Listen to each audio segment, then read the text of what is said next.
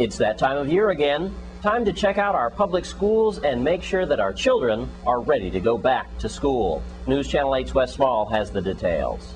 Well, believe it or not, it's report card time, not for the students, but for administrators and officials in the education system. With me here is Sean Gibson, board member of education. Also the at-large man here, Mr. Osborne Sewer, with the board. They're making a tour today. We caught them at John H. Woodson Junior High School, and then they're going to Alfredo Andrews, and we all know this man, Tyrone Molyneux, who is the head of the Teachers Union.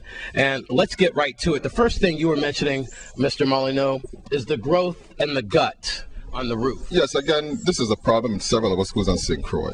You have vegetation growing in the gutterings, which prevents the water from draining properly and creates havoc inside the room. You have rooms with wet ceiling tiles, leaks through the walls, and a lot of high moisture contents in the wall. And so because it's due to the fact that, again, things like this is vegetation growing. Now, this school, we have spent over $4-5 million in more remediation.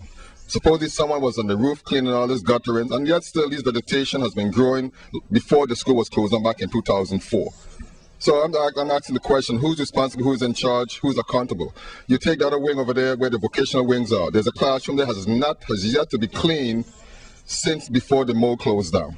You have vegetation again growing in that same part of the building there from before the school was closed down. We're in 2008, plants growing in the roof from since 2005.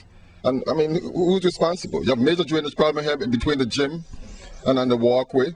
You look at the auditorium as we speak today. It's not even ready. It's not, Principal. it's still, what's the problem? Wait, we have the principal here. Principal, come here, please, for a second. You have windows that should have been changed from since 2005. Yes, sir. The temperatures exceeds over 90 degrees in this classroom. There's no ventilation. The school was designed for air conditioning, never was air conditioned.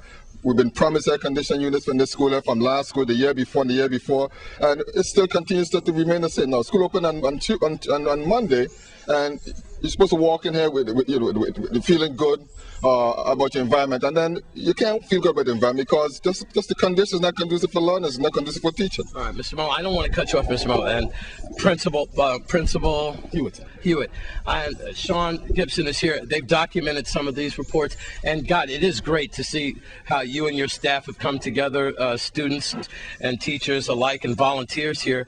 And I have to tell you, reporting on the schools for years, I have to tell you, most of the public schools look great as far as landscaping is concerned. That's the first thing you notice. But Mr. Molyneux does have some pretty good points about the temperatures inside the classroom getting hot. I mean, it's hot. Mm-hmm. And the gut having growth. What are you going to do? School is just less than a week away. Certainly, Mr. Molyneux and I have been speaking about those issues for some time, and he has been trying to work with me to try to address those problems through the proper authority. Just 2 weeks ago, the commissioner was here, and I indicated to her clearly that problem we have with the ventilation. That has been an ongoing problem, as Mr. Molyneux articulated clearly, because I understand through the assistant superintendent that the money is there. Again, it's good to hear that, but at the same time, we are looking forward to getting that job done because it needs to be done. The classrooms are hot. It makes it difficult for teaching and learning. The teachers suffer, the students suffer, and that's something that we've been trying to get done for quite some time. Okay, Mr. Sean Gibson, you've heard all these complaints. What are y'all going to do about it? Well, Wes, this is the 4th year now that the board has been highlighting these issues.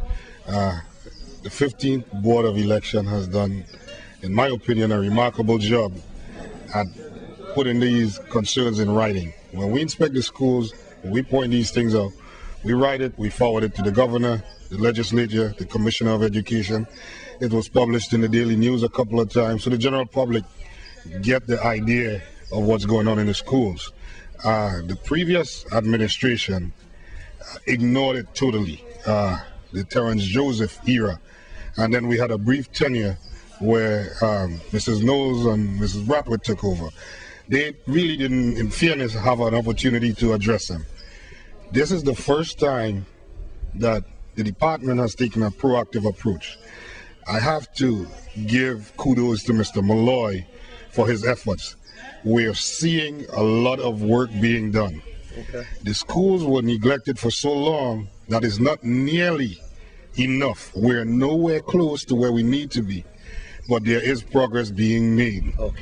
that, I think, if you measure it like you do the children, AYP, there's some progress.